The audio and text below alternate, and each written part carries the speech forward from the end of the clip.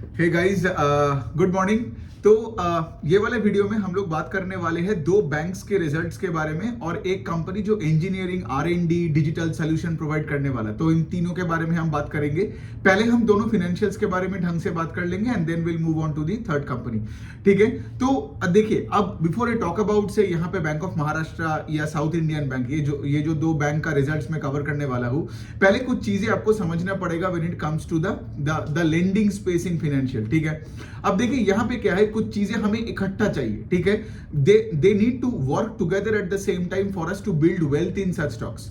तो कोई अगर एक पैरामीटर भी ना रहा उसमें तो क्या होगा कि बाकी पैरामीटर्स भी उसके वजह से बिगड़ जाता है। ठीक है, अब सोचिए पैरामीटर्स क्या क्या है। एक तो होता है कि आपका ग्रोथ। ठीक है, यहां पे ग्रोथ का बारे में मैं क्या बोल रहा हूं, से फॉर एग्जांपल लोन बुक का ग्रोथ क्या है, डिपॉजिट का ग्रोथ क्या है। ठीक है, फिर उसके बाद मैं देखूंगा कि यहां पे प्रॉफिट्स का ग्रोथ क्या आ रहा है, ईपीएस का ग्रोथ, पैट का ग्रोथ, क्या आरओई ऊपर की तरफ जा रहा है कि नहीं। ठीक है, these are the growth matrix. ठीक है, अब सोचिए कोई भी एक फाइनेंशियल का जो लेंडिंग स्पेस में होता है वो ग्रोथ फेज में तभी रह पाएगा ना जब उसका एसेट क्वालिटी ठीक हो, है ना। मतलब अगर आप देखोगे कि किसी का, कोई कंपनी का gross NPA net NPA number बिगड़ते जा रहा है, कोई कंपनी का credit cost is going on the upper side, right. तो इसका क्या मतलब कि आगे जाके कंपनी को ज्यादा हायरिंग करना पड़ेगा कलेक्शन टीम में, कंपनी को आगे जाके अपने घर को साफ करना पड़ेगा रादर देन से for example focus on growth. Got it. तो इसका क्या मतलब, ग्रोथ, प्रॉफिटेबिलिटी और एसेट क्वालिटी हमें इकट्ठा चाहिए। कोई भी फाइनेंशियल हो, जैसे आप देख सकते हो आज माइक्रो फाइनेंस के लेवल में आप जाओगे तो asset quality has become a problem. इसीलिए क्या है, सारे माइक्रो फाइनेंस कंपनीज या माइक्रो फाइनेंस बेस्ड जो स्मॉल फाइनेंस बैंक्स हैं उन सब का ग्रोथ रेट भी घट गया। Got it. So this is why these two things are completely connected. कोई फाइनेंशियल आपको ऐसा मिलेगा ही नहीं जिसके एसेट क्वालिटी खराब है और खराब होते जा रहे हैं और वो लोन बुक को 40% से ग्रो किए जा रहे हैं, पॉसिबल ही नहीं है। ठीक है, तो पॉइंट है कि ये आपको देखना पड़ेगा कि ग्रोथ पैरामीटर्स, फिर आपका आरओई किस तरफ जा रहा है, profitability parameters end of course उसके साथ सबसे इंपॉर्टेंट है एसेट क्वालिटी। अब देखिए बहुत जगह में, जैसे फॉर एग्जांपल एचडीएफसी बैंक में एसेट क्वालिटी ठीक है लेकिन ग्रोथ नहीं है उतना, इसीलिए स्टॉक पैसा बनाता नहीं है। और माइक्रो फाइनेंस कंपनीज में अभी एसेट क्वालिटी में इश्यूज हो रहा है तो ग्रोथ तो वैसे ही खराब हो रहा है उनका। तो मतलब क्या, ये दोनों हमें नहीं चाहिए आज। Got it. हमें क्या चाहिए कि ऐसे फाइनेंशियल्स जो हमें ये दोनों चीज का एक अच्छा मिक्सचर दे। Got it. तो इसी वजह से क्या है कि अच्छा फाइनेंशियल का आप देखोगे एसेट क्वालिटी भी अच्छा रहता है और वो ग्रो करता है एट अ फास्ट पेस। उसका डिसबर्सल का पेस देखोगे, लोन बुक का ग्रोथ रेट देखोगे, फिर आप ये देखोगे उसका इंटरेस्ट इनकम, जो नेट इंटरेस्ट इनकम होता है उसका एकदम अच्छे से ग्रोथ हो रहा है। और ऑफ कोर्स उसके बाद अगर कॉस्ट कंट्रोल करता है तो उनको ऑपरेटिंग लेवरेज भी मिलता है, ईपीएस एक अच्छे रेट से बढ़ता है एंड शेयर होल्डर को वैल्यू मिलता है। Got it. तो ये होता है एक फाइनेंशियल को देखने का तरीका।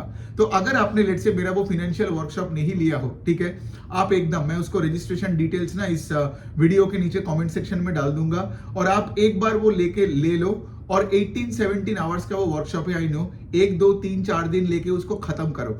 उसके बाद ना कोई भी कंपनी हो in the lending space as well as in capital markets, आपको ट्रैक करने में कब पैसा डालना है, कब पैसा निकालना है, क्या करनी है, क्या नहीं करनी है, क्या देखनी है, क्या नहीं देखनी है, सब आपको आइडिया हो जाएगा। I think I have already कितना 2200 के ऊपर रजिस्ट्रेशन तो हो चुका है, कंप्लेंट्स है 0। ठीक है, एंड कितने सारे लोगों ने मुझे वापस आके थैंक यू बोला कि मेरा बिना बैकग्राउंड के भी अब मैं फाइनेंशियल्स को एनालाइज कर सकता हूं। तो आपको कोई एमबीए डिग्री या सीए या सीएफए नहीं बनना है to understand the lending space. Okay, so अभी हम बात करते हैं बैंक ऑफ महाराष्ट्र की। तो देखिए हम उन्हीं पैरामीटर्स पे बात करेंगे। ठीक है, तो बैंक ऑफ महाराष्ट्र का अगर आप देखोगे कि तो सारी चीजें मोटा मोटी ठीक है। ठीक है, बैंक में तो ऐसे कुछ नहीं कि मैं देख के बोल सकता हूं कि भाई इसमें प्रॉब्लम चल रहा है, नहीं, कोई प्रॉब्लम नहीं है। जैसे फॉर एग्जाम्पल पहले अगर हम ग्रोथ के मेट्रिक्स में बात करें तो इनका लोन बुक 18% से ग्रो किया, डिपॉजिट अराउंड 15-16% के आसपास से ग्रो किया, इनका कासा फ्रेंचाइज भी बढ़ते जा रहा है, मतलब कासा टू टोटल डिपॉजिट का number is also going up. So ये वाला पार्ट तो ठीक है। दूसरे साइड में if I tell you the ROE number is going up, तो देखिए कोई भी कंपनी हो, financial non financial doesn't matter, अगर उसका आरओई का नंबर इज गोइंग अप मतलब from a bird's eye view you know things are good. ठीक है, ऐसा कोई कंपनी हो ही नहीं सकता है जिसमें लेट से ग्रोथ नहीं है, एसेट क्वालिटी खराब हो रहा है, प्रॉब्लम्स आ रहा है और उसका आरओई ऊपर की तरफ जाता है। आरओई हमेशा वैसे कंपनीज का कॉम्प्रेस्ड होते लगता है, जाए, ठीक है। सो बेसिकली इसका आरओई ऊपर की तरफ जा रहा है, मतलब you can say from a bird's eye view के बैंक ऑफ महाराष्ट्र में सब कुछ ठीक चल रहा है, ठीक है। तो बाकी के पैरामीटर्स के बारे में बात करते हैं। यहां पे एसेट क्वालिटी के अगर हम बात करें तो ग्रॉस एनपीए नंबर है 1.8%, लास्ट ईयर सेम क्वार्टर में था 2.1%। अब ग्रॉस एनपीए का मतलब क्या है, अगर आपने लेट से 100 रुपए लेंड किया, उसमें ₹1.80 का जो प्रिंसिपल है उसमें 3 महीने का ईएमआई नहीं आ रहा है। Got it? कंफ्यूजन हो रहा है तो फिर से एक बार वापस जाके सुन लो। The point I am trying to say इसके लिए, जिनका ग्रॉस एनपीए का नंबर इंप्रूव हो रहा है, और I think bank of Maharashtra का, I think the credit cost is also at 1% के लेवल पे, एंड पिछले 1-1.5 साल से उनका क्रेडिट कॉस्ट 1% में ही है। क्रेडिट कॉस्ट का फॉर्मूला क्या है? Provisions by total loan book. तो इसका क्या मतलब, जितना बुरा लोन्स, जितना मैनेजमेंट को लगता है कि बुरा लोन्स होने वाला है, उतना उन्हें तो आज प्रोवाइड करना है, right, for the future bad loans. तो जितना ज्यादा प्रोविजन करोगे तो उतना हाई क्रेडिट कॉस्ट बढ़ेगा। और क्रेडिट कॉस्ट का मतलब क्या होता है, लॉजिकली सोचो, ठीक है। सोचो जितना आपका बुरा लोन्स बढ़ेगा उतना आपको हायरिंग करना पड़ेगा कलेक्शंस के लिए, रिकवरी में बवाल होगा, ये खर्चा वो खर्चा सब मिला के, प्रोविजंस मिला के बनता है आपका क्रेडिट कॉस्ट। Got it? तो जिस बैंक का क्रेडिट कॉस्ट हाई है, मतलब ऑटोमेटिकली उसका प्रॉफिटेबिलिटी मैट्रिक्स इफेक्ट होगा, आरओई इफेक्ट होगा, राइट, पैट, ईपीएस सब इफेक्ट होगा, राइट। तो शेयर होल्डर को वैल्यू नहीं मिलेगा। इसलिए अगर कोई भी फाइनेंशियल से अगर आपको बता रहे कि कॉन कॉल में कि लाइक हमारा credit cost is going to go up in the future, means उस स्टॉक से दूर रहो, ठीक है, या अपना पोजीशन को काटो, ठीक है। तो यही वाला पॉइंट है। लेकिन दूसरे साइड में जो लेट से बता रहा है कि हमारा क्रेडिट कॉस्ट आगे जाके और बेटर होगा, ठीक है, उसमें पोजीशन बिल्ड कर सकते हो। बिकॉज कोई फाइनेंशियल का अगर क्रेडिट कॉस्ट बेटर हो रहा है, मतलब इंक्रीमेंटली वो लेस प्रोवाइड करेगा, एंड जितना कम प्रोवाइड करेगा मतलब उसका इनकम स्टेटमेंट में आगे जाके उतना बूस्ट मिलने वाला है। तो इसीलिए आप देखोगे वैसे स्टॉक्स भागता है। आपने देखा होगा पीएसयू स्टॉक्स पिछले 2-2.5 पीएसयू बैंक्स का स्टॉक्स का बात कर रहा हूं, पैसा कैसे बनाया, बिकॉज उन्होंने, आप देखोगे कि लाइक उनका slippages kept coming down and their provisions, of course, because if your incremental slippages kept coming down, तो इससे क्या हुआ, तुमको लेस एंड लेस प्रोविजन करना पड़ा, and as a result of which तुम्हारा प्रॉफिटेबिलिटी मैट्रिक्स पे बहुत तगड़ा से पॉजिटिव इफेक्ट आया। सारे पीएसयू बैंक्स का अगर देखोगे, ये PNB, Canada bank, UCO bank, सबका ईपीएस में बहुत तगड़ा ग्रोथ आया as they cleaned up the books and provided for it, ठीक है। सो यहां पे भी आप देखोगे बैंक ऑफ महाराष्ट्र का भी सिमिलर सीन था। आई थिंक उनका gross NPA number, of course PNB की तरह बुरा कभी नहीं था, लेकिन उनका भी ग्रॉस एनपीए नंबर 3.5% के आसपास था 2-3 साल पहले, लेकिन अभी वो आ गया है कुछ 1.8% के आसपास। तो अब देख रहे हो the trend is good, right, the trend is good. Credit cost is only 1%। 1-1.5 साल पहले भी कुछ 1-1.5% ही था। सो मतलब क्या, bank of Maharashtra keeps growing around 15-20%। मैंने देखा है कि बहुत कंसिस्टेंटली ये बैंक ग्रो करता है, ठीक है। और उसके साथ इनका एसेट क्वालिटी में बहुत तगड़ा ग्रोथ है, और उसके साथ इनका आरओई का number is always been more than 20%। मतलब ये लोग इफेक्टिवली बिजनेस करता है, ठीक है। तो बैंक ऑफ महाराष्ट्र एक्चुअली मुझे अच्छा ही लगता है, ऑल्दो मेरा कोई पोजीशन नहीं है, but if you tell me today, ठीक है, one of the better banks I would say in the entire space is bank of Maharashtra, because ये लोग कंसिस्टेंटली बहुत परफॉर्म किए जा रहे हैं, ठीक है। And I am tracking this bank for the last at least 2.5-3 साल तो हो ही गया होगा। कोविड के बाद से ये बैंक ने बहुत बढ़िया परफॉर्म किया, और इनका कभी एसेट क्वालिटी वो पीएनबी की तरह भी कभी इट नेवर ब्लू अप के 8%, 12% जीएनपीए, 15% जीएनपीए, इनका जीएनपीए हमेशा लेवल पे ही था। सो ये हो गया बात इनका। ऑफ कोर्स अभी देखिए, अभी दूसरा चीज क्या हो रहा है कि यहाँ पे सारे बैंक्स का यहाँ पे ऑपरेटिंग प्रॉफिट्स में यहाँ पे इफेक्ट हुआ। ऑपरेटिंग प्रॉफिट्स में क्यों इफेक्ट हुआ, लॉजिकली सोचो, पिछले 1-1.5 साल में रेपो रेट बढ़ गया तो सबका कॉस्ट ऑफ बोरिंग बढ़ गया। तो बैंक ऑफ महाराष्ट्र का भी cost of boring I think 3% था, बढ़ के 4.5% के आसपास आ गया। इससे क्या हुआ, तुम्हारा जो ऑपरेटिंग प्रॉफिट का ग्रोथ दैट गॉट अफेक्टेड। मतलब क्या, लोन बुक का ग्रोथ कितना है 18%, लेकिन operating profit I think grew around 14% के आसपास। तो why didn't operating profit grow in line with the loan book, because यहां पे क्या है, आप सोचो ना, आपका तो मेन इनकम कहां से आता है फाइनेंशियल्स का, इंटरेस्ट, मतलब द नेट इंटरेस्ट इनकम होता है। मतलब एक तरफ से तुम बोरो करोगे एट अ रेट, फिर उसको तुम लेंड करोगे एट अ हायर रेट, और बीच में तुम खाओगे इंटरेस्ट इनकम, करेक्ट। लेकिन यहां पे जब तुम बोरो कर रहे थे पिछले 1-1.5 साल में, because of the repo rate going up from 4 to 6.5%, अभी भी तो उसी जगह में ही है, राइट। ऑल्दो रेट कट्स हो रहा है, यूएस फेड ने रेट कट किया, आगे जाके आई गेस हमारे इंडिया का फेड जो आरबीआई है वो भी शायद करेगा, इस बार नहीं किया, शायद अगले बार कर लेगा। लेकिन द थिंग इज के लिए अभी तो माहौल वैसा ही है ना, right, high interest rate environment में अभी भी हम हैं, ठीक है।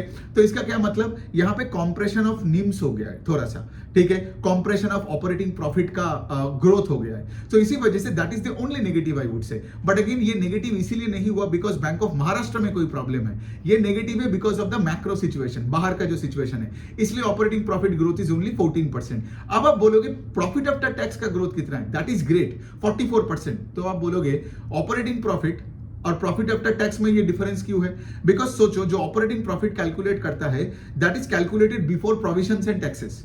लेकिन मैंने क्या बोला, बैंक ऑफ महाराष्ट्र का asset quality keeps on improving, right. तो इस साल में, इस क्वार्टर में they did lesser provision than what they did last year को in the same quarter, because उनका एसेट क्वालिटी इंप्रूव हो रहा है। कितना बोला, जीएनपीए इस बार 1.8%, लास्ट ईयर कितना था, ओवर 2% था, ठीक है। तो इसका क्या मतलब, इस बार the number of the amount that they had to provide is lesser than the amount that they provided in the same quarter last fiscal. इसके वजह से क्या हुआ, आपका profit after tax went up by 44%। So effectively share holder को benefit तो मिला ना फ्रॉम द नंबर्स, बिकॉज अगर आपका पैट ग्रो नहीं कर रहा है तो आपका स्टॉक ऊपर नहीं जाएगा। जैसे आपने आईडीएफसी फर्स्ट बैंक को देखा होगा, उनका माइक्रो फाइनेंस के बुक के प्रॉब्लम की वजह से, ये Q1 का बात कर रहे हो, Q2 का तो पूरा इनकम स्टेटमेंट अभी आया नहीं है, ठीक है।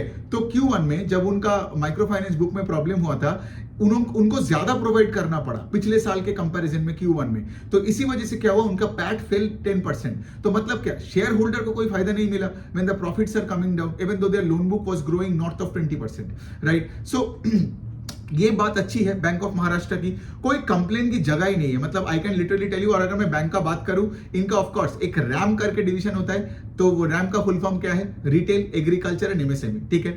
दिस रैम वाला पोर्शन अभी क्या हो रहा है, उनका जो पूरे पोर्टफोलियो में अभी ज्यादा हिस्सा लेते जा रहा है। Now RAM is 62%, 64% of their total loan book का पोर्टफोलियो। बाकी क्या है, कॉर्पोरेट लोन्स। अब यहां पे देखोगे कि एमएसएमई का बुक जो है इनका, अब देखोगे कि लाइक एमएसएमई कंपनीज बहुत अच्छे कर रहे हैं ना, एमएसएमई लेंडर्स आपने देखा होगा, राइट। मैं इस बार भी कवर करूंगा, I am pretty sure MSME companies will keep doing like far better than the banks. लेकिन यहां पे क्या हो रहा है कि यहां पे इनका एमएसएमई डिवीजन बहुत अच्छा कर रहा है, just in alignment with what the other good MSME companies are doing, ठीक है। सो यहां पे रैम में रिटेल अच्छा कर रहा है, इवन एग्री भी अच्छा कर रहा है, एमएसएमई भी अच्छा कर रहा है। तो इनका जो टोटल लोन बुक का ग्रोथ है वो 25% के ऊपर ही होता, 20-25% के ऊपर। लेकिन इनका जो कॉर्पोरेट बुक है that grew only single digit में।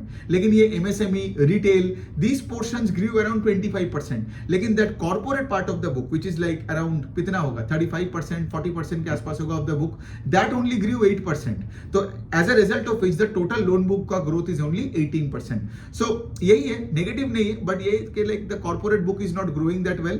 and दूसरा है कि of course ये operating profit before provisions and taxes, ये वाला जो पार्ट है ये 14% से बड़ा, because तुम्हारे इंटरेस्ट एक्सपेंस का rate has gone up. So interest income जिस रेट से ग्रो कर रहा है, interest expense is growing at a faster pace. So as a result of which क्या हो रहा है, there is a compression in operating profit growth, right. So ये हो गया bank of Maharashtra. South Indian bank का कुछ सिमिलर स्टोरी है, लेकिन साउथ इंडियन बैंक का जो चीज ये है कि उनमें बिजनेस ग्रोथ कम है उसका, ठीक है, ग्रोथ इश्यूज है साउथ इंडियन बैंक का। तो साउथ इंडियन बैंक का अगर लोन बुक देखोगे तो 9%, 10% से ग्रो किया, डिपॉजिट 8-9% से ग्रो किया। बैंक ऑफ महाराष्ट्र एटलीस्ट 18% से तो ग्रो करता है लोन बुक को, राइट। और दूसरे साइड में साउथ इंडिया बैंक का जो आरओई का नंबर है, जो पिछले साल 15% था, अभी 13% हो गया। तो अगर आपका आरओई का नंबर नीचे जा रहा है, मतलब क्या, आपका प्रॉफिटेबिलिटी मैट्रिक्स इफेक्ट हुआ है, या फिर आपका एसेट क्वालिटी मैट्रिक इफेक्ट हुआ है, या फिर दोनों इफेक्ट हुआ है, राइट। तो आपको फिर ये देखना पड़ेगा। लेकिन the good news is south India bank में एसेट क्वालिटी का कोई इशू नहीं है। बैड न्यूज वही है कि मैक्रो फैक्टर की वजह से अगेन द सेम सिचुएशन जो बैंक ऑफ महाराष्ट्र और बाकी सारे financials in the lending space जो जूझ रहा है, वो किसमें है, वो इसमें ही है ना कि लाइक आपका इंटरेस्ट एक्सपेंस का जो रेट है, मतलब borrowing cost has gone up, right. और दूसरे साइड में से फॉर एग्जांपल बिकॉज ऑफ इतने high competition you can not pass on to the rate. Although सारे बैंक्स का आप देखोगे कि लाइक उनका यील्ड भी बड़ा है with cost of borrowing, so that they can maintain as much NIMs as possible. लेकिन साउथ इंडिया बैंक का प्रॉफिटेबिलिटी मैट्रिक्स अफेक्टेड है और इनमें उतना ग्रोथ नहीं है, ठीक है। मतलब कब तक एसेट क्वालिटी को इंप्रूव करेगा। अब देखो इनका निम्स घटा है, ठीक है, निम्स मतलब नेट इंटरेस्ट मार्जिन पिछले साल जो था, आई थिंक अभी उनका निम्स कितना होगा, अभी उनका निम्स 3.2% होगा। I think last year it was 3.4% के आसपास, राइट। ये आपने देखा होगा फेडरल बैंक का भी सेम सिचुएशन है, निम्स घटते जा रहे हैं। फिर दूसरे साइड में यू वुड सी कि इनका आरओई का नंबर भी जैसे मैंने बोला अभी 13%, लास्ट ईयर वाज 15%। तो यहाँ पे प्रॉफिटेबिलिटी में इशू है, ठीक है, और ग्रोथ में इशू है, एसेट क्वालिटी में प्रॉब्लम नहीं है। तो एसेट क्वालिटी में क्यों प्रॉब्लम नहीं है, तो basically south Indian bank Covid के बाद से क्या किया, अपना जो पुराना जो बुक था उसमें बहुत सारे बैड लोन्स था, वो लोग क्या किया, पुराना बुक को चर्न करके नया बुक एक बना रहे। तो जो नया बुक है उसमें हार्डली कोई एनपीए है, उसमें हार्डली कोई स्लिपेजेस होता है। तो बेसिकली क्या है, since the advent of the new book and that part of the new book is going up in the portfolio, South India bank का asset quality keep on improving. I think एक time पे उसका GNPA 7, 8, 9% के आसपास हुआ करता था, अभी वो इंप्रूव होते होते आई थिंक दिस टाइम उनका कितना होगा, 4.4% है उनका जीएनपीए, ठीक है, और versus 4.9% in the same quarter last year. देखिए अब यहां पे ना एक और कंफ्यूजन आता है, लोग क्या करते हैं ना, लोग दोनों चीज को इकट्ठा देख लेते हैं। मतलब आपको लगेगा बैंक ऑफ महाराष्ट्र का जीएनपीए इस कितना बोला मैंने 1.8%, साउथ इंडिया बैंक का कितना 4.4%। इमीडिएटली ये मत सोच लेना बैंक ऑफ महाराष्ट्र बेटर है, साउथ इंडिया बैंक बुरा है, ठीक है। मैं बता दूं इसका प्रॉब्लम क्या होता है, लोग एब्सोल्यूट लेवल पे नंबर को कंपेयर करते हैं, लेकिन मार्केट में क्या होता है, मार्केट देखता है कि इंप्रूवमेंट को, ठीक है। अगर लेट्स से आज साउथ इंडिया बैंक 20% से ग्रो करता बैंक ऑफ महाराष्ट्र के रेट से, ठीक है, मतलब लोन बुक को ग्रो करता और उसका भी आरओई का नंबर लेट्स से ऊपर की तरफ जाता इंस्टेड ऑफ कमिंग डाउन, तो ये दोनों asset quality would have been taken as good things, because दोनों इंप्रूव कर रहे हैं। मार्केट को देखना है कि इंप्रूवमेंट करके आगे किस तरफ जा रहे हो, नॉट तुम्हारा करंट सिचुएशन क्या है या पास्ट में क्या हो, इट इज द ट्रेंड, किस तरफ तुम जा रहे हो। Got it. So south India bank का जो भी स्टॉक आप देखोगे पिछले 2-3 साल में कुछ पैसा बनाया है, क्यों पैसा बनाया है, बिकॉज उनका एसेट क्वालिटी इंप्रूव होते ही जा रहा है, राइट। मैनेजमेंट ने तो गाइड किया था 2 साल पहले कि हम 6% से 5% को जीएनपीए लाएंगे, और अभी गाइड किया 4% के आसपास लाएंगे, और वही हो रहा है, राइट। तो लेकिन हैविंग सेड दैट तो एसेट क्वालिटी के एंगल से bank of Maharashtra, south India bank दोनों अच्छे हैं, गॉट इट, बिकॉज दोनों इंप्रूव किए जा रहे हैं, right. Just don't, of course अगर आप एब्सोल्युटली देखोगे तो वो तो कोई भी बता देगा कि लाइक चलो bank of Maharashtra has better asset quality and better control over its book over south India bank, because 1.8 is a better number than 4.4। लेकिन अगर मार्केट किस तरफ से देख रहा है, मैं वो एंगल से बता रहा हूं, क्योंकि मार्केट देख रहे हैं कि दोनों इंप्रूव कर रहे हैं। बट यहां पे भी इफ लेट्स अगर कोई मुझे बंदूक लगा के बोलता है किस में लेगा तू, मैं बैंक ऑफ महाराष्ट्र लूंगा, क्यों, बिकॉज मुझे वहां पे ग्रोथ मिल रहा है, उसका आरओई बढ़ के 26% हुआ है और वो 18-19% से अपने लोन बुक को ग्रो कर रहा है। जबकि साउथ इंडियन बैंक का क्या हो रहा है, साउथ इंडियन बैंक में जो लोन बुक है वो लोन बुक 8-9% से ग्रो कर रहा है। द न्यू मैनेजमेंट जो शेषाद्री करके जो बंदा नया सीईओ बना है, he really has to work on growing the loan book. वरना क्या है, वरना तुम्हारा स्टॉक वो प्राइस टू बुक 1 के आसपास थोड़ा सा वो बोलता है ना री रेट करके हुआ आया, अब वही के वही पड़ा रहेगा, ठीक है। आगे जाके if you want a financial with let's say 3 times price to book, 3.5 times price to book, तो वैसा सिचुएशन में जाने के लिए मतलब फिर आपको ग्रोथ दिखाना पड़ेगा, ग्रोथ एंड एसेट क्वालिटी, बस that's it, that's the holy grail of making money in any lender, और आपको यही ट्रैक करते जाना है। तो आज भी मेरे पास जो भी लेंडर्स है, मेरे पोर्टफोलियो में तो 4-5 एमएसएमई लेंडर्स है सिर्फ, ठीक है। जो भी एमएफआई था वो तो मैं पहले निकाल दिया, ठीक है, इस क्वार्टर के लिए भी वेट नहीं किया, 2-1 क्वार्टर से पहले धीरे धीरे मेरे पास वो अरमान था, और उससे पहले तो मेरे पास फ्यूजन था, जो मैं जैन में जब वो पंजाब वाला इशू आया था तब भी मैं बेच दिया था। लेकिन the point I am actually trying to say is this, कोई भी चीज पे आपको कॉम्प्लेसेंट नहीं बनना है, गॉट इट। जो आज फाइनेंशियल मेरे पास है, मैं हर क्वार्टर में उनको यही चीज देखता हूं और मैनेजमेंट का गाइडेंस में सुनता हूं कि भाई सब कुछ ठीक है कि नहीं, ठीक है, और फिर मैं आइदर पोजीशन बिल्ड करूं, ये मैं काटूं बेस्ड ऑन दीज थिंग्स कि मेरे ग्रोथ के पैरामीटर और एसेट क्वालिटी के पैरामीटर्स दोनों एक साथ चलनी चाहिए। अगर एक भी बिगड़ा तो दूसरा भी बिगड़ जाएगा, तो ये भी वाला पॉइंट है। और एसेट क्वालिटी गया तो सारी चीज खत्म वैसे ही, राइट। एटलीस्ट एचडीएफसी बैंक के शेयर होल्डर्स पैसे गवाते नहीं है, क्यों, बिकॉज उनका एसेट क्वालिटी ठीक है। लेकिन आपने देखा होगा ये फ्यूजन माइक्रो फाइनेंस और अरमान और बाकी ये सारे कंपनीज का उज्जीवन जब से एसेट क्वालिटी खराब होने का न्यूज आया, स्टॉक तो फ्यूजन का तो पता नहीं 60-70% गिर गया होगा, राइट। अरमान को भी देखोगे 3000 से गिर के 1500 के नीचे आ गया, पता नहीं आज कहां है। और फिर उसके बाद आप देखोगे ये उज्जीवन बोलो, इक्विटस बोलो, इवन आईडीएफसी का जब आप देखो कि लाइक उन्होंने अपने प्रोविजन को बढ़ा दिया, स्टॉक 100 से 70 रुपए में आ गया, तो एसेट क्वालिटी खराब हुआ तो स्टॉक का खत्म, तब तो जल्दी भागना है, ठीक है। ये सब नहीं देखना है कि मैं अभी थोड़ा नीचे लूंगा एंड ऑल दैट शिट, ठीक है। You can get stuck for a long period of time. Business को ट्रैक करो, ठीक है, आज बेचो, कल अगर सब कुछ ठीक लगा फिर से ऐड कर लो ना। बट क्या होगा ना, आप मोमेंटम पे ऐड करोगे, जब स्टॉक ऊपर भागेगा, कंपनी अच्छा रहेगा, you won't get stuck and you won't lose out on time, ठीक है। तो ये हो गया आपका bank of Maharashtra and south Indian bank. अब देखिए पॉइंट यही है कि लाइक साउथ इंडियन बैंक को ग्रोथ पे फोकस करनी है। Bank of Maharashtra is a very good bank, very good bank. I mean I can tell you that is better than many private sector banks as well, ठीक है। उसको मतलब उतना भाव नहीं मिलता है, ठीक है, बाजार में, ठीक है। सबको लगता है कि लाइक अरे बैंक ऑफ महाराष्ट्र, पीएनबी सब एक ही है, but it's actually a very very good bank. It's probably one of the best banks I would say in the PSU space and I really like the business model. So और they are a very very consistent performer here. So अब LTTS का बात करते हैं। देखो ज्यादा कुछ बात करने को है नहीं। सो एक इंजीनियरिंग आर&डी कंपनी है, इनका जो क्लाइंट्स है मेनली फॉर्च्यून 500 कंपनीज है। अब सोचो उनको डिजिटल सोल्यूशन प्रोवाइड करता है, एआई सोल्यूशन प्रोवाइड करता है। इनके क्लाइंट्स कोई मीडिया डिवाइसेस बनाने वाला क्लाइंट है, कोई आपका बोलिए ना, फिर आपका ट्रांसपोर्टेशन ऑटोमोबाइल कंपनीज है, तो उनका सारे डिजिटाइजेशन, फिर उनको ये डिजिटाइजेशन करना, उनको एडवाइस करवाना, so that they can get their systems and processes in place, so that they can do the business more effectively, right. यही है एलटीटीएस का काम। सो बेसिकली क्या है, घुमा फिरा के ये एक आईटी कंपनी की तरह ही है, ठीक है। तो एलटीटीएस का भी क्या है, देखो मैनेजमेंट ने if you open the Q2 का नंबर्स, ठीक है, एक तो 8% से सेल्स ग्रो किया, तो that's a very poor number. और दूसरे साइड में जो इनका जो सीईओ है, उन्होंने क्लियरली उन पीपीटी में बता दिया कि इस फिस्कल में FY25 we are looking to grow in the range of 8 to 10%। तो सोचिए ना, why would you want to stay invested in a company जिसका से मैनेजमेंट ही बता रहे 8 to 10% से हम ग्रो करेंगे। सो जो इन्वेस्टर्स होते हैं ना, जो यहाँ पे अटक जाते हैं कोई स्टॉक्स में, बिकॉज वो ट्रैक नहीं करता है कंपनीज को, यही प्रॉब्लम होता है। कितने लोग हैं जो ये टाटा एलेक्सी और एलटीटीएस में फंसे हुए हैं। क्यों फंसे हुए हैं? बिकॉज एक टाइम पे I remember LTTS used to grow at 30%। LTTS का जब पहले बार वो इन्वेस्टर डे किया था, ठीक है, आई स्टिल रिमेंबर 2021 का बात कर रहा हूं मैं, ठीक है। इन्वेस्टर डे कर रहा है, सब उसमें इन्वॉल्व था। मैं भी वो ऑनलाइन वो सुना था, 30% से कंपनी ग्रो कर रहा था। मैनेजमेंट का गाइडेंस भी था टू ग्रो अराउंड 25-30% के आसपास। मैं इन्वेस्टेड भी था बाय द वे एलटीटीएस में। आई थिंक मैंने एलटीटीएस में 2021 में आई थिंक कुछ 11-12 महीने I was invested in the business. The reason I sold the business, जब से ये कंपनी का गाइडेंस घटाना चालू किया। बिकॉज उसके बाद आपको कैसे पता चलेगा, बोलो कि आईटी सेक्टर में प्रॉब्लम है, यूएस में क्या चल रहा है। जब कोई गाइडेंस घटाएगा तब भी आपको पता चल गया ना कि कंपनी में प्रॉब्लम शुरू हो गया है ना। और अगर ग्रोथ का गाइडेंस घटा रहा है तो मतलब दैट इज द सीड जहां से सारे प्रॉब्लम्स चालू हो सकता है ना। सो माय पॉइंट इसके लिए फिर मैंने एलटीटीएस बेच दिया।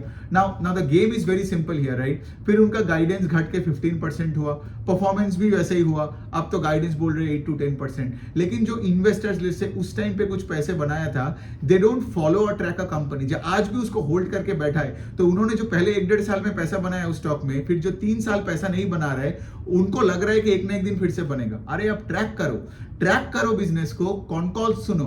जिस दिन आप देखोगे कि पीपीटी में मैनेजमेंट ने अपना गाइडेंस को बढ़ाया, लेट्स से ये 10% बोल रहे हैं ना, जिस दिन बोलेगा हम 20% से करेंगे, अगले दिन स्टॉक को खरीद लो ना, क्या प्रॉब्लम है तुम्हारा, ठीक है। लेकिन ये बैठे क्यों हो इसमें? Because there are so many other companies growing at 25, 30, 40% अपना गाइडेंस बढ़ा रहे, तो वहां पैसा बना लो इन द मीनवाइल। लेकिन अगर आप यहाँ मतलब अटके हुए हो, तो आप क्या कर लोगे? ये टाटा एलेक्सी और एलटीटीएस में कोई स्टॉक रिकमेंडेशन तो ऑफकोर्स नहीं है। और देखो मुझे वैसे भी फर्क नहीं पड़ता है, क्योंकि देखो जो जिसको लेना है वो वैसे ही लेगा, जिसको अटकना है वो वैसे ही अटकेगा, जिसको नहीं सीखना है वो नहीं सीखेगा। अब मैं जितना भी वीडियो बना लूं, जितना भी कोशिश कर लूं, आप नहीं सीखोगे, ठीक है। तो पॉइंट इसके लिए इसलिए मैं ये सब नहीं बताता हूं। But then having said that, problem को समझो, राइट। क्योंकि मैं उसी तरीके से वीडियोस बनाता हूं जिस तरीके से मार्केट चलता है, ठीक है। और मार्केट में पैसा बनाने के लिए या फिर बुरे जगह से दूर रहने के लिए जितना सीखना होता है मैं उतना ही बात करता हूं, ठीक है। इसलिए आप देखोगे मेरा लर्निंग एकदम एकेडमिक लर्निंग से एकदम दूर है ना। सो यही है, एलटीटीएस हो गया। टाटा एलेक्सी का भी तो कुछ ऐसा रेट से ही कुछ ग्रोथ आया था आई गेस। और क्या है, टीसीएस का भी 7-8% का ग्रोथ है, राइट। इन्फोसिस तो करेगा नेगेटिव ग्रोथ, विप्रो करेगा नेगेटिव ग्रोथ, ठीक है।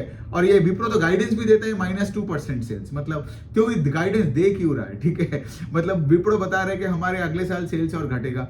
सो पॉइंट है कि लिए आईटी सेक्टर में अभी तक तो कुछ हो नहीं रहे। जब कुछ होगा देखो ट्रैक करते रहो, ठीक है। इस जैसे माइक्रो फाइनेंस प्रॉब्लम्स में आज है, लेकिन मैं ट्रैक कर रहा हूं, पोजीशन नहीं है मेरा, ट्रैक करता रहूंगा। जिस दिन मैं देखूंगा ना सबका क्रेडिट कॉस्ट बेटर होते जा रहा है, ठीक है, मैनेजमेंट के गले में कॉन्फिडेंस वापस आ रहा है, अगले दिन सुबह उठ के माइक्रो फाइनेंस में वापस एंट्री और पूरा साइकिल खेल लूंगा। तो यही होता है खेल, ठीक है। जितना कंपनीज को ट्रैक करोगे ना, आप देखोगे ये मौका हमेशा बदलता रहता है, ठीक है। तो अगर आपका एक फिक्स्ड माइंडसेट है और अगर आप कम कंपनीज को ट्रैक करते हो ना, आप देखोगे ना sooner than later you will get stuck in certain stocks. और फिर उसके बाद जैसे लोग डीमार्ट में अटके हुए हैं, जैसे लोग एशियन पेंट्स में अटके हुए हैं, because they were told that certain companies are destined to make money, but ऐसे रियलिटी होता नहीं है, वो तो फंड मैनेजर्स का कहानी है। एनी विच वे, सो ये हो गया। आपका अगर जो भी सवाल होता है आप बताओ, आपको कैसा लगता है मेरा एनालिसिस। आपका अगर कोई डाउट हो, कोई अगर क्रिटिसिज्म हो, कोई सवाल हो, आप मुझे कमेंट सेक्शन में लिखो। और मेरा जो फाइनेंशियल वर्कशॉप का जो रजिस्ट्रेशन डिटेल्स है वो भी मैं नीचे डाल दे रहा हूं, तो आराम से वो देखो और एकदम इस पूरे फाइनेंशियल स्पेस में, lending and the non lending space में अपना स्किल सेट बना लो। Thank you.